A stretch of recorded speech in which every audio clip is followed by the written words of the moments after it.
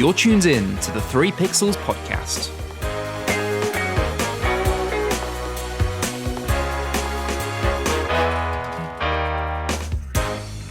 This episode is sponsored by LSW Mindcards. Click the link in the description to find out how you can become more mindful of your thoughts and feelings and get the tools that you need to take back control of your happiness, focus on the present, and spread positivity throughout your life. Hello and welcome back to the 3 Pixels podcast. This is episode number 3, and yes, we are still in virus situation. We're still very much at home, and this episode, like the last, may sound a little bit different to what you're used to, but the content quality will still be there, and we'll try our best to make it entertaining. So stay tuned, sit back, relax, and enjoy. I'll pass over to Martin. Well, thank you very much. First, I think we should invite everyone. Obviously, as you know, I'm here and Ben's here, but also, as well as Darby, you are here as well. Hello. Hello. How's it going? All well, considering the world has gone to pot. It's all fine. We're all not killed each other yet, so we're all good. Knock on wood. Anyway, this episode today is sort of wasn't really my intention. However, it's been built, and I thought this would be a great episode to talk on our podcast and get an idea of what my colleagues here think might happen. So, how this came around was I was thinking about maybe putting a Facebook post down of 10 predictions I feel might happen in the next 10 or so years. And then I thought, hey, this would be a good idea for a podcast. And then I started thinking, what happened in the previous decade? What big events do we remember that happened, that have stuck to us? Good, bad, in between. I want to hear them. So firstly, I'd like to talk about the one that really came to mind was the Chicago Cubs won the World Series, erasing a 108-year championship drought, defeating the Cleveland Indians in Game 7 of the World Series in 2016. And this also reminds me of the Back to the Future prediction where they said they would win it in 2015, only a year off. Who could believe that? Which is something I want to talk about a bit later. Darby, what was the thing that stuck to you last decade? I think one of the biggest standout events from my last decade was the great Pokemon Go summer of 2016, where the whole world just came together to play this game, and we all had fun, and nothing has ever been as peaceful since. And everyone went out more. Remember when we all could go out more? It was just fabulous, though, wasn't it? We all gathered at parks, and there was just this great sense of community, and everyone shook hands and hugged. But I remember in 2016, it was a nice, hot year. It wasn't the hottest on record, but that's always what played into its hand. And I will never forget going into town and just sweating my jimmies off just to get I think it was a Blastoise or something, and still failed to get it. As well as it was Ben's birthday as well in August. I still remember we went there and there was a big group of us just all playing Pokemon Go. So it was a huge, huge thing in 2016 and died to death a few months later. Oh, it took over the world for a moment. It was all everyone was talking about, all everyone was doing. It was the thing of the moment. Yeah, and it was great. Like, can you think of a more positive, wonderful thing that has happened since and just taken over the whole world like that? It's fantastic. Well, let's find out. Ben, what was the thing that could top Pokemon Go in your opinion? Well, I don't know about topping. I think we're all about, sharing moments here, and that's what this episode is all really about. But a big moment, and I think one that definitely shouldn't be glossed over, and I thought something a little bit different from what we've talked about so far, is in the music industry. Ed Sheeran not only broke a record for the decade, but broke a record of all time. He was the largest grossing artist tour ever, beat all records, set a new gold standard for grossing tours, $736.7 million, not something to scoff at, and I'm sure that he's very comfortable right now at home in quarantine. Let's just say that. Darby and I were contributing on that tour. We were there. We saw him. We did, and you know what? He earned it. He did earn it. It was a very good tour.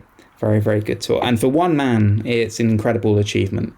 And, considering that some of the greats up there in the list were full bands, not just solo artists. Yes, an absolute massive achievement there by Ed Sheeran. But another achievement that comes to mind is Usain Bolt. He became the most successful Olympic sprinter in history, holding world records in the 100 metres, 200 metres and the 4x100 metres relay. As well as talking about that, London became the first city to host the Olympic Games 3 times back in 2012. And that's something that I contributed with. And I went to go watch the ladies hockey. And it was just an amazing atmosphere. And we played, I believe it was the Chinese in the group stage. And there was some moments in there that, honestly, the crowd just gripped you, the atmosphere just gripped you, and it was one of those experiences that I could never replicate, and hopefully never does. It was one of those personalised experiences. The Olympic Games kind of took over the UK in a way that I think no one expected. It was this whole feeling of coming together, and no matter how interested you were in sports, generally everyone got excited and everyone got involved, and you just felt like a one nation together. No matter your differences, all supporting this one event, and it was crazy. And the crowds in the stadiums were incredible, and feeling that, and them clapping them along and in cheering and stuff, in a very British way. We weren't doing it for anyone else. Like, it was just for the Brits that were playing. It's funny moments when any of the other countries try to get the crowd going, and they're like, "No, we're okay, thank you." Yes. That was a very British thing, and I love that. And these things don't happen very often, and you really gotta take note of them when they do. Well, obviously, Derby being American should be happy to know. And in 2012, obviously, they won the most gold medals with 46, topping the charts, I think, for again the powerhouse that is America. But Britain, such a small island, well, a collection of islands really, to come third in the medal table with 29 golds is a real achievement. And that slogan of Inspire Generation really did come through, especially in later sports, for sure. However, let's move on from there. Anything else that comes to your mind, either one of you at all? Well, you go back a couple of years, and technology really took a leap forward. We'd seen the iPhone a year earlier, and then the iPad came in 2010, a device that was actually planned before the iPhone, however came out slightly later. Really changed the way everyone kind of looked at devices and what they could do at home on a portable device. Changing it from something so small to something slightly bigger. You could start doing different kinds of activities, and now the iPad is almost just a word that people use to describe those type of devices, like they do with the iPhone, and I think even today, Android tablets have never really quite caught up. There's not as many great Android tablets as there are iPads, and I think that it's been a really big successful product for one of the biggest companies in the world, and also I think really started to make people think about how they work and where they work, and introduced early on this kind of remote working and be able to do things on the go that you weren't able to do before with a heavy laptop. No? Google Glass briefly popped into our lives and then disappeared without a trace. Yeah, that was an interesting thing for Google. Do you have any thoughts on it, Davi? Were you interested when it came out? As a daily glasses user for most of my life now, I can safely say I was never tempted because they just looked so dumb. Right. And then obviously, that's augmented reality, but virtual reality has been the one that really took off in this decade. The Oculus Rift and the HTC Vive and many other devices like that really taking off. PSVR also comes to mind as well, just to kind of keep things even. It started off from something that was a bit of a gimmick to something which relatively might still be considered a gimmick to some, but is a very much a viable gaming experience now. And there are many games and experiences to be had.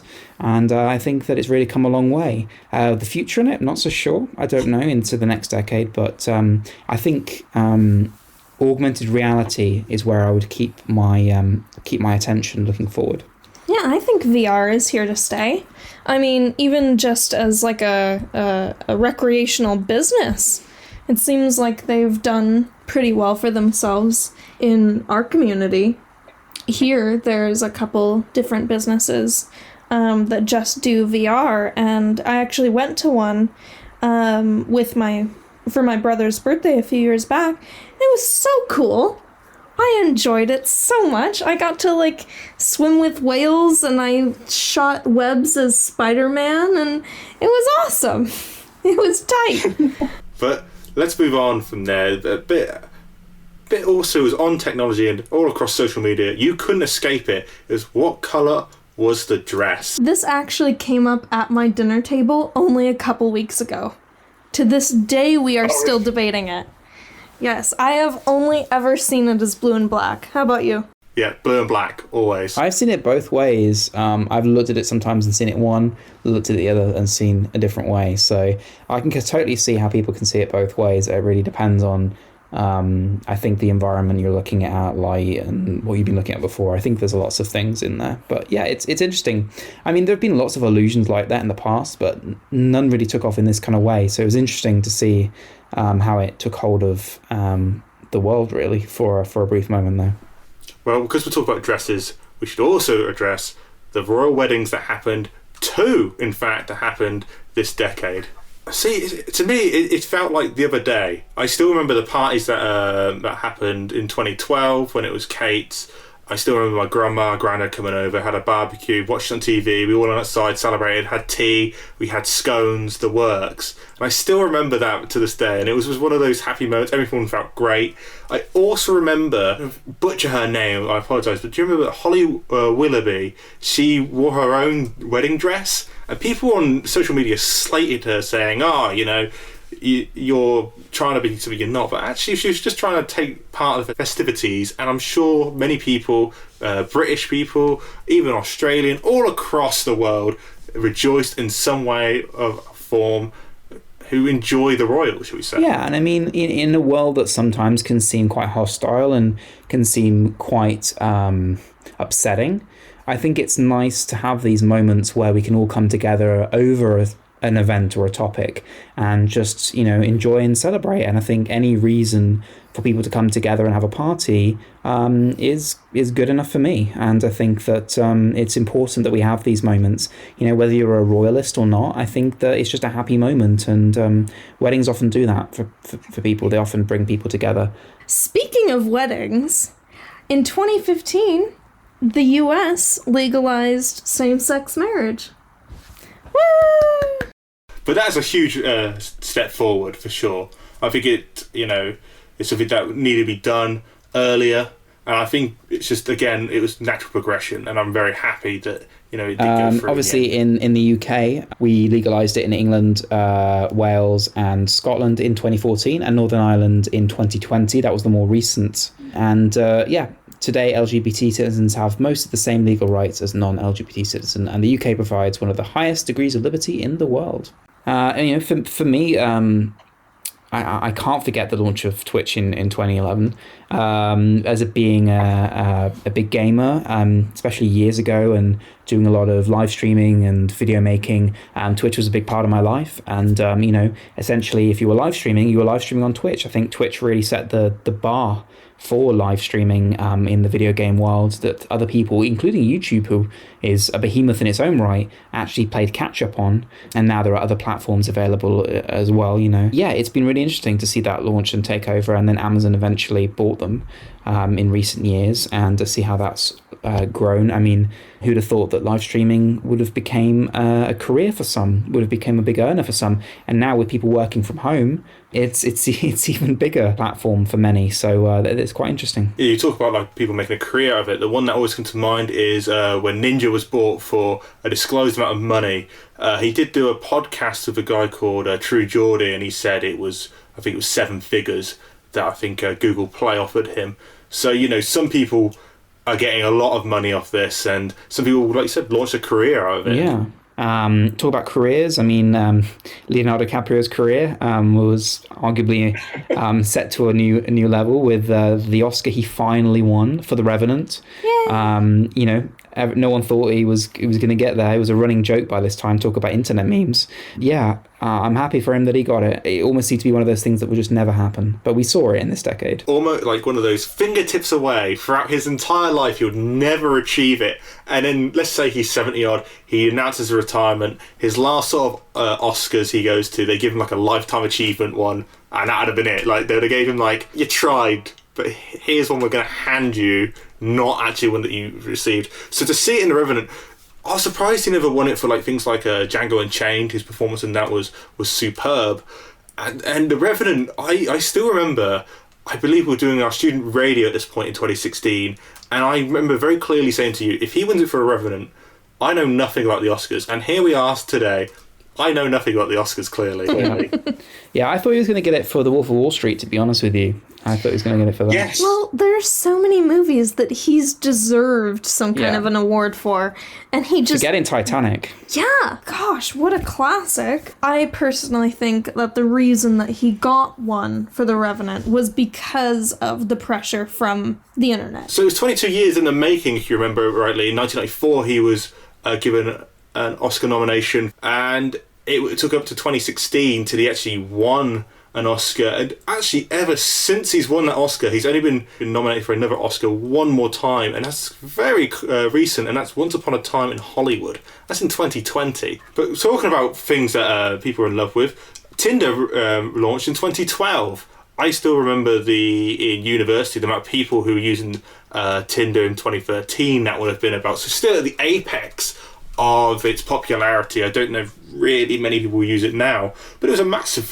shift in apps and how people even started using apps after Tinder was launched. I think it was a big sort of stepping stone, not just in creating couples, but in creating apps, and the usability of apps became more widely accepted and known. Yeah, I mean, like many people, I've been on Tinder at some point since it came out, and it's an experience. I think it brings people together. Sure, I mean, I think it launched its whole other thing. The whole sort of Netflix and chill thing came out around the same time as Tinder, and that became a whole thing. I don't know whether it really encouraged healthy relationships, but I think that it brought people together for better or worse. Not to bring the mood down, but in my opinion, Tinder ruined dating for a little while because everyone was so replaceable, weren't they? I suppose. And everything was so reductionist. Right. An entire human being and reduced almost like a game. To like a little blurb about whatever. Yeah. And then like a few pictures, and then that's supposed to sum up an entire person's humanity. Yeah. It's gamifying, essentially, relationships. So there are many great things and not so great things that did happen throughout the decade. The total solar eclipse in 2017 in August, the false missile warning in January 2018 in Hawaii. On October 2018, Banksy's painting shredded itself, and that went hugely viral. 2019, in April, the first photo of the black hole emerged. Video streaming services like Netflix, Amazon, and etc. and also spelt the demise of Blockbuster. And yes, Blockbuster was in this decade in 2010. And I know it started in 2008, so a decade I wasn't talking about. However, the Marvel comic universe became massive and took over our screens. And together to this day, they have made over $5 billion throughout all their film catalogue, which is just crazy. We'll be back in just a moment, after a word from our sponsor. As we talked about earlier, LSW Mind Cards are a pack of 45 individually designed cards, each with a tool or task to help you increase your well-being, boost your mood, and help you move towards a more fulfilled life. LSW Mind Cards are designed to help you become more mindful of your thoughts and feelings and give you the tools that you need to take back control of your happiness, focus on the present, and spread positivity throughout your life. Click the link in the description to find out how you can get hold of your cards today and see if you can take a small step to improve your life.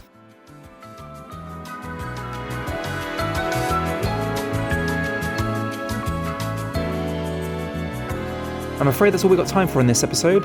Stay tuned to the next episode to find out what our future predictions are for the next decade. In the meantime, why don't you let us know what your favourite things were from the last decade? Get in touch via the social media links in the show notes down below. But as always, don't forget to hit that subscribe button, stay tuned for more content from us, and we'll see you on the next episode. Adios. Goodbye. Bye.